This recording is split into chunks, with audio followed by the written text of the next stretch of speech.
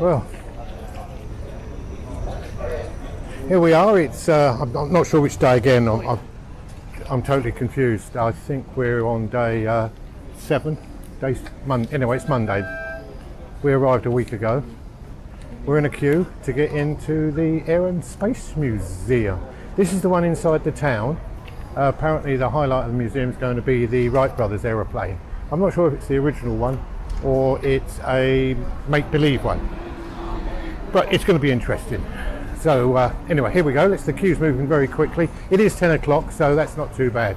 So we're just going to join in and join the queue and have a look at the Aerospace Museum.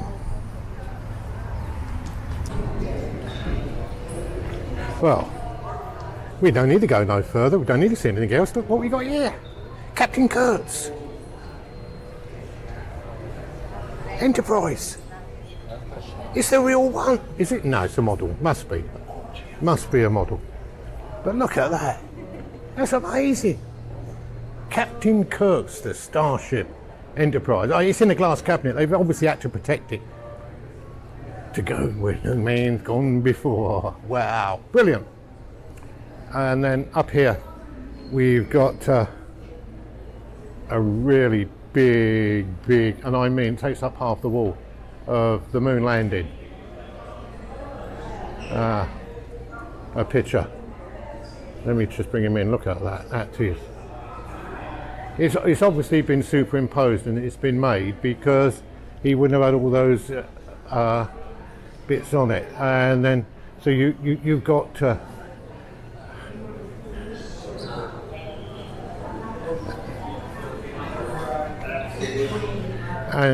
And then we got the moon rover,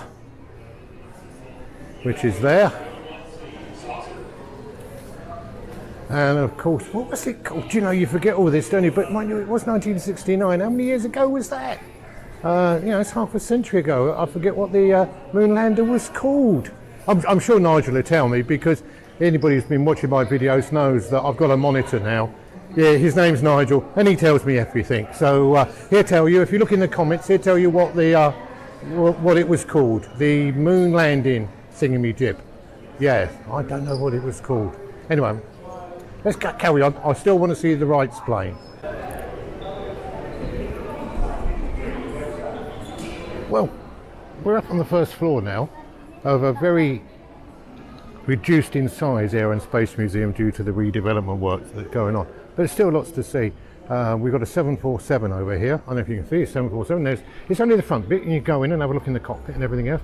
And they've got all these aeroplanes hanging from the roof, which is, I'm sure that's a Day7, whatever it is, American Airways. There it goes, look at that. That's quite impressive. I presume, I'm not sure if these are actually real planes that are hanging up here, or whether they're, I think this is one of the first commercial aeroplanes. I remember, wasn't it a DC-3 or something? It's blowing my mind away. This is all these aeroplanes here. And then we've got another little thingy down there.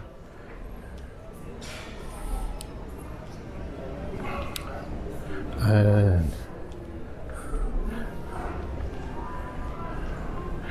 this is a crop sprayer, wasn't it? Then they used these for spraying the crops in the early days. It's a Huff Deland duster. And yeah, they used to spray the crops, didn't they? To stop all the buggy wuggies. Yeah. Anyway, hope it's not boring you too much. Certainly not boring me. But anyway, let's. Shall we go inside the jumbo jet? Shall we? I think. Have a look inside there. Wow! Look at that. This is the actual Apollo 11 command module. A lot bigger than what I thought. Yes, it didn't look as big as that when we saw it on the telly back in whenever it was, 69. And this is the actual one that went all the way around, because it was the command one. This one never landed on the moon. Obviously, the people just stayed in there, and the other one went down to the moon and it came back. But this is the one. Let's have a look at the underneath with the tiles on it to stop it burning up as it came back in.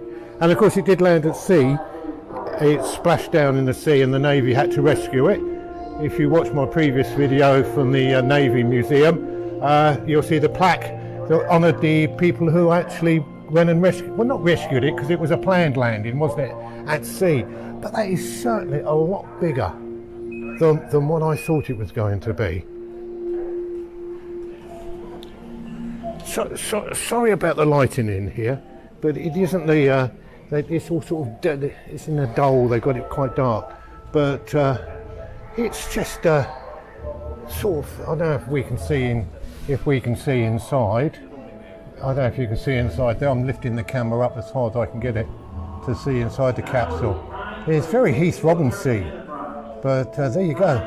That went round the moon and came back again. Brilliant. Well, we're up on the gallery now, overlooking the display we've just left. I've got a few satellites hanging from the ceiling. I'm not quite sure which ones they are and what they are, but I'll have a look in a minute. And we're looking down at the command module, which is just down below us in its glass cabinet, being well looked after, and that's where we was. But this is just a wonderful display. And then over here, they've recreated the bottom of the Saturn rocket, which is the rocket that took the Apollo moon landing all the way to the moon. And they've got 3 engines here. Well, they've made it look like 3 engines. I'm sure it did have 3 engines on the bottom, but yeah. We've got the engines here. I'm going to have to go to Space Kennedy Center now and have a look at the real rocket, which apparently they've got there. This is... well, I could spend all day here, but I suppose I should really now go and find the wife and find out what she's looking at. So we've gone really to the modern, first of all. We've gone up to the... I think it's all the bits and pieces they took with them. Sort of medicine kits and... all the tablets, look, just like my tablets I bought on holiday. Wow, look at that. I even took a knife just in case they met an alien. I'm sure they didn't, but if they did meet an alien, we got a knife as well.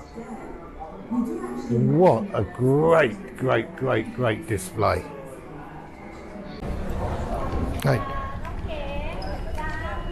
we're going into the hall now that is dedicated to the Wright brothers.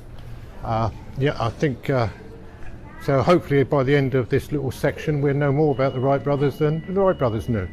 And here they are, Wilbert and Orville, the Wright brothers. They're sat there quite happily, and as you know that they didn't decide they were going to design aeroplanes, because before they started designing aeroplanes they made these things. Yes, they made bicycles, and then they went from bicycles into flight, and here they are, the Wright brothers. Not the real ones, just bronze cast thingies.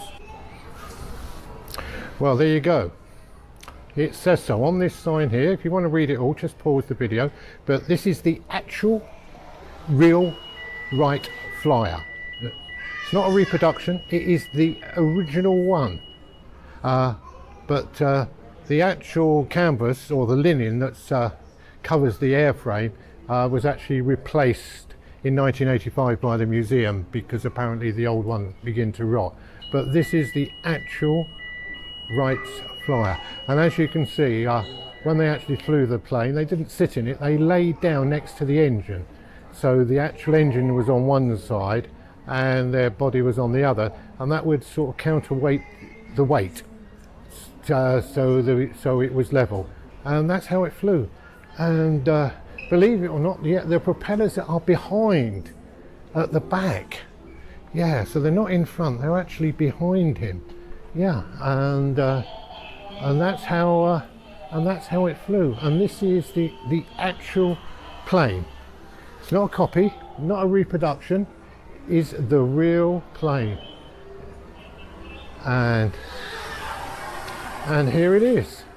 And there is, I'm not sure who flew in it. Was it Wilbur or I forgot the other one's name now. Go back to the beginning of the video, it'll tell you. So I'm not sure which Wright brother flew the plane. It's bound to tell me somewhere, isn't it? And there it is. Didn't even wear a crash helmet, he just wore a cloth cap. It's quite big though, isn't it? Anyway, let's we'll go round and start looking at some more bits and pieces. And this is how they started to do their experimental on flying and developing the wing. Was in fact they used a kite system, and they flew a kite. And here we slightly have a model of the kite there. But better than that, we actually have the real kite, a real full-size model of the kite that they flew to test the principles of this dual biplane wing, which is up on the ceiling there, which we can see, and that's how they tested the principles of flight and the dual wing and this tail fin thingy that they got stuck out the back. Very, very interesting, isn't it? And here it goes. If we can see the picture on the wall here of this model with somebody when they're testing it as a glider, so to see if it would actually fly with a body on. But unfortunately, if you actually look here on the side here, not all flights landed successfully, and there was the principle of the laying down of the body in the plane. And he controlled, which of course they still do today, as you know. They still control the planes with their feet, don't they? So look at that. Even in the early days, they used their feet to control the rudders and the bits and pieces.